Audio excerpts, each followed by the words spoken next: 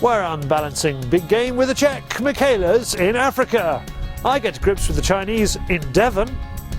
We've got new Stump, we've got Hallo Charlie, we've got hunting YouTube. Welcome to Fieldsports Britain.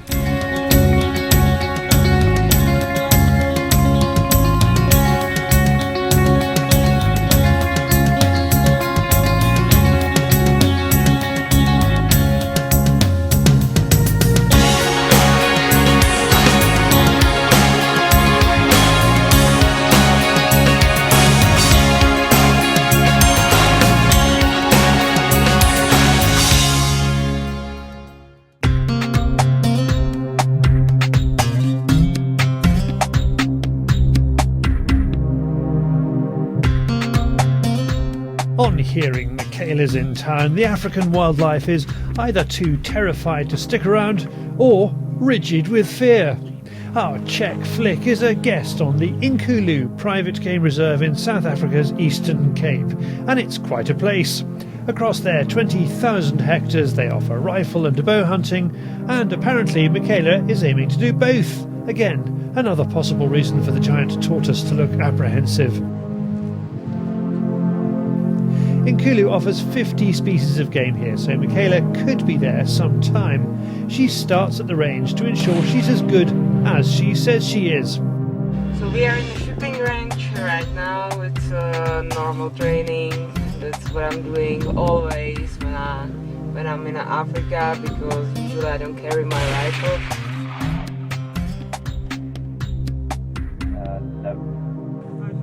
Satisfied that she can shoot, our Impala PH takes her in search of zebra. Michaela isn't very chatty when she's hunting, but we do see lots of wildlife on the ranch. No zebras within stalking range. The one they do end up getting close to probably wouldn't make the best mount or rug, and someone is quite willing to fight her for it. We did not get the zebra. But then after we had a quick breakfast at the lodge, and we went to the bow hunting camp where we actually saw quite a few animals as well. And we got to the Impala, and we actually saw one Impala we wanted to shoot. We walked up to them, we got quite close to them again, and we didn't want to shoot the one that we were aiming at. The PH decides the first animal they get in range of is too good, and they retreat to find a more suitable beast. Their luck changes and we have the right animal in the right place and beautifully broadside for her.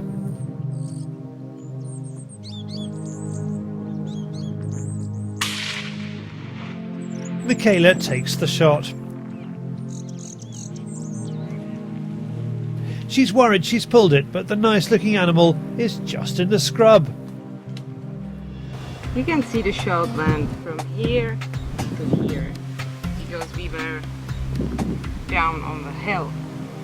So it was quite a good and great adventure.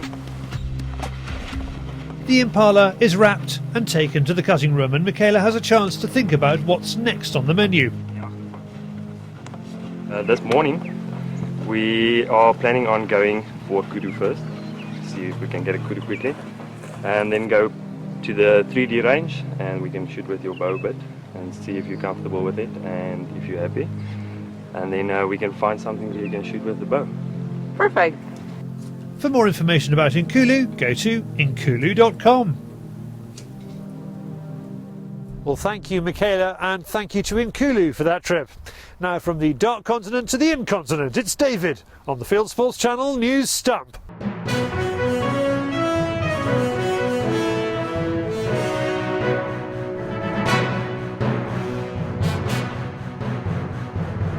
This is Fieldsports Channel News. A new anti-hunting campaign has found support among hunters. PETA issued condoms to try and stop shooters from breeding, but they reckoned without Richard Walton. I sent them an email and said, are you looking to launch this new product into Europe? And I knew some organisations who might be interested, and they very kindly wrote back and said, well, we can send you some samples. Can you send some photographs of some hunters with our product? We've got our Bear Legend. How do you open these? Usually have someone to help me with one of these, Charlie. So let's open this up.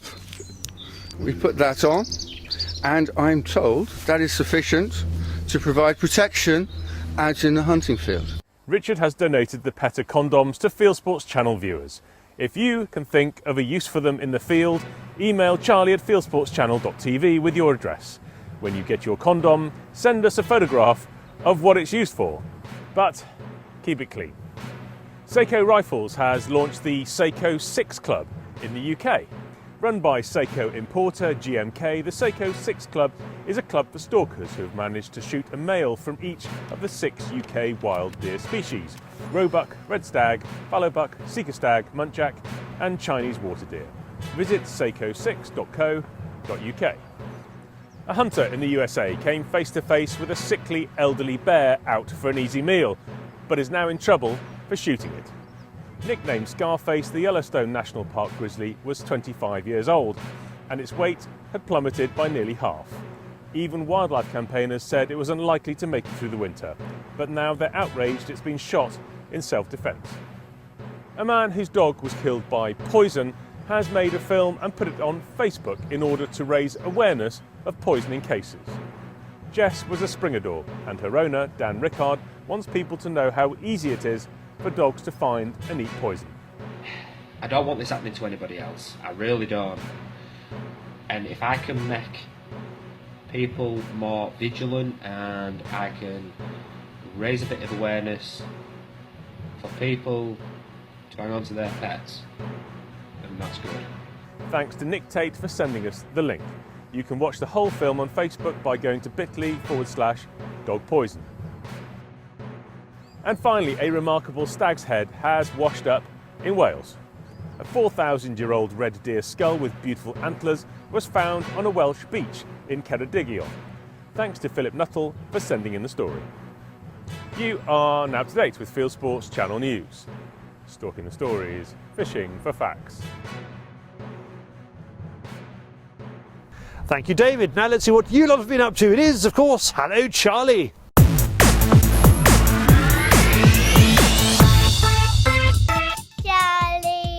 Hello Charlie, this is John and Poppy, out spending our Easter holidays helping the farmer keep the pigeons and the crows off the fresh drillings. Hello Charlie, another lamb killer sorted in Tonrevel, South Wales.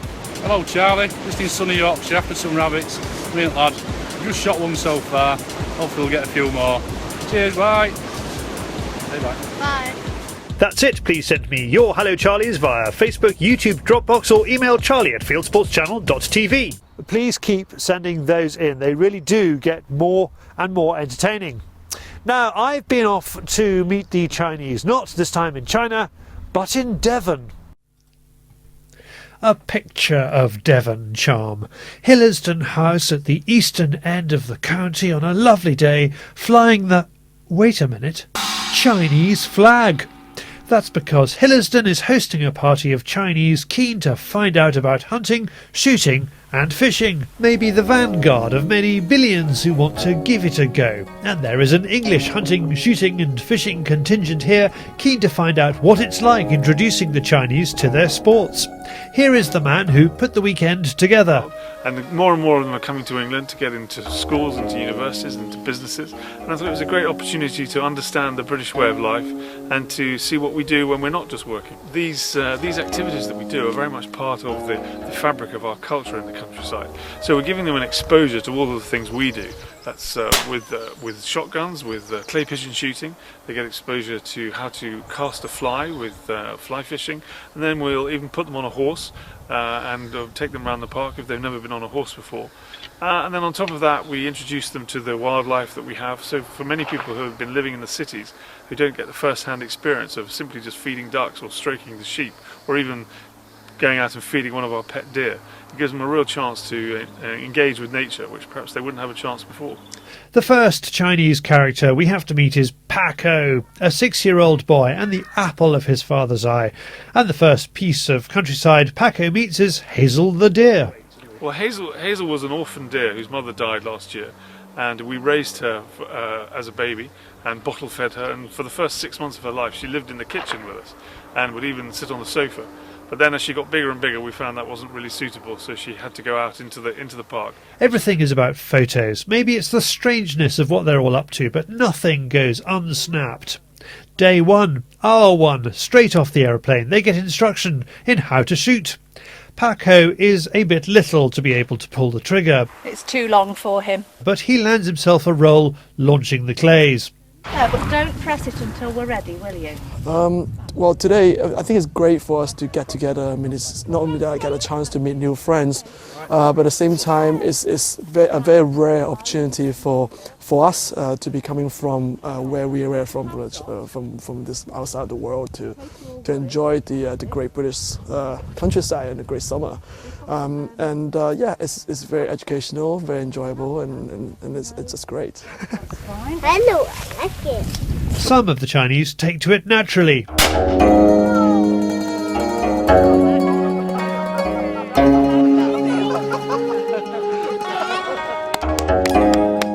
Some have more trouble connecting lead and clay. This is really a classy, traditional way. To me, it's I think to all of us, maybe the first. So, do you like shooting? Yeah. You like shooting, but what do you like about shooting? What's fun about it? Pressing the button. Can you tell me that in Mandarin? No. I don't know. As you can see, I have a special gift with children. Next stop is the lawn for casting practice. Again, they get a brief introduction to fly fishing in all its forms before trying to land a piece of fluff in a hoop.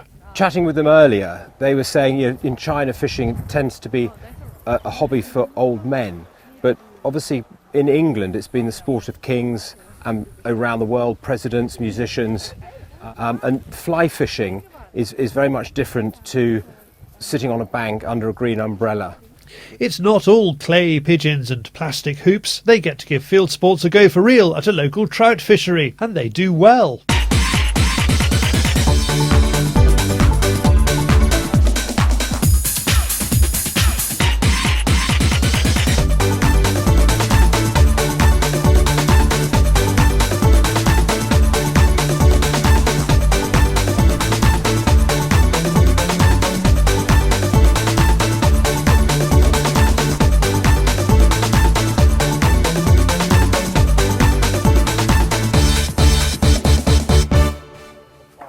They also visit a gun shop. Lads of Crediton. Guns are banned in China, so this place is a revelation. A shop like this, could you imagine this shop in China? No, definitely not. Because gun is forbidden in China.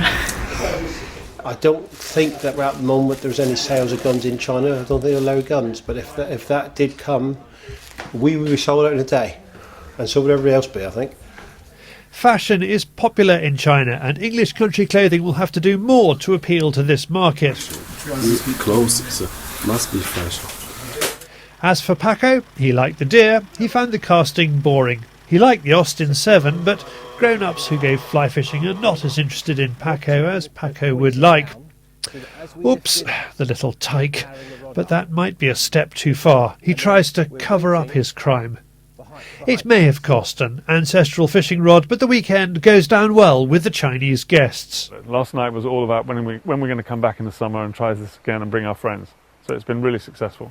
For more about Hillersdon and Mike's mission to bring field sports to the Chinese, go to hillersdon.com. Now Rob Gearing has another Gearing's Guide. Don't come to the mountains with an army of torches, just get one good one, a head torch. Make sure it's a good make so it's not going to blow up on you. I've got a Petzl one here, but there's other companies that make great ones as well. Just change your batteries before you come out. They last forever. I think a lot of them are little LEDs now, but super bit of kit, and you use it for absolutely everything, from taking a crap in the middle of the night to sort of going up in the mountains or on your hunt. You won't want to be left without a torch. The mag lights are very good, but they've almost had their day now. I used to have a mag light with a little head holder, but this weighs less and does everything a mag light does. And I think torch technology has probably come on leaps and bounds in the last 5 years. A lot of people don't even know that. You've got a spot and a flood. So you can actually have a little spotlight there or a floodlight when you're around the camp. But great tools. But take a spare set of batteries and really that will serve your purpose. And they last for hundreds of hours, these things.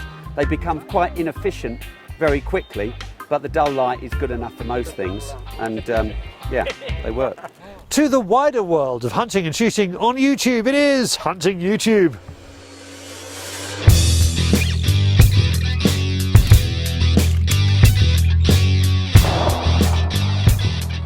This is Hunting YouTube, which aims to show the best hunting and shooting videos that YouTube has to offer. It's all kicking off in New Zealand. Raw Hunt Tararoa Roaring Reds 2016 has TC Hunting NZ out in a chopper to track down a stag roaring low in the valley. Meanwhile, opening weekend duck shooting sees the Hunters Club team head to South Canterbury, where Anto teams up with Dan and Graham to shoot over irrigation ponds. Fallow Rut 2016 plus Samba and Pig Hunting NZ has Flynn from Full Bore Outdoors NZ heading to North Island after deer and boar, moving to Switzerland, and it's another of Ovini Expedition's lovely ibex films. If only Switzerland were not so exclusive, but you can see why. A more unusual film from Switzerland now, Hunting Down Carrion Crows by SWI-Swissinfo.ch has English subtitles and explains how farmers get on top of crows in a Swiss way. The German channel Waffenland TV has his first roebuck of the 2016 season. He took it on opening day, 1st of May, with a Browning X-Bolt SF Stainless Stalker in 308. While Europeans get excited about roebuck in the spring, in the US they are after turkeys. This film comes from Indiana by turkey specialist Nate Vander, or is that Nate Vander? And finally, a man called Glenn stumbles upon one of his favourite foods, porcupine. In order to catch his dinner, however, he has to get creative. That's it for this week. If you have a YouTube film you would like us to pop into the weekly top 8, send it in via YouTube or email me the link, charlie@fieldsportschannel.tv. Also out this week, it's Club Digweed. In this month's Club Digweed, George is being shown around the Game Bore factory. Paul James explains why Game Bore is the choice of champions, as he and George work their way through the manufacturing and quality control. George even takes away a slab of Game Bore's newest shells to test in a future episode. I see you've got another cartridge there. Do you think there's anything else that you can bring into the range? I think we're fully catered for everything. But saying that, we are building a new warehouse at the moment, which is going to give us another 1,000 pallet spaces, which theoretically is going to give us 21 million rounds of extra storage. So never say never. It's all on this month's Club Digweed. To join the club or download the episode, go to georgedigweed.com.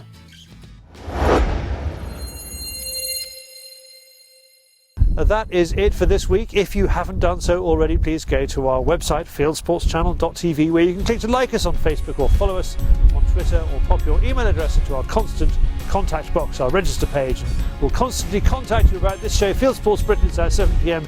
UK time every Wednesday. This has been Field Sports Britain from Ragley Hall, for no better reason than they are holding the game fair here at the end of July. Good hunting, good fishing, good shooting, and goodbye.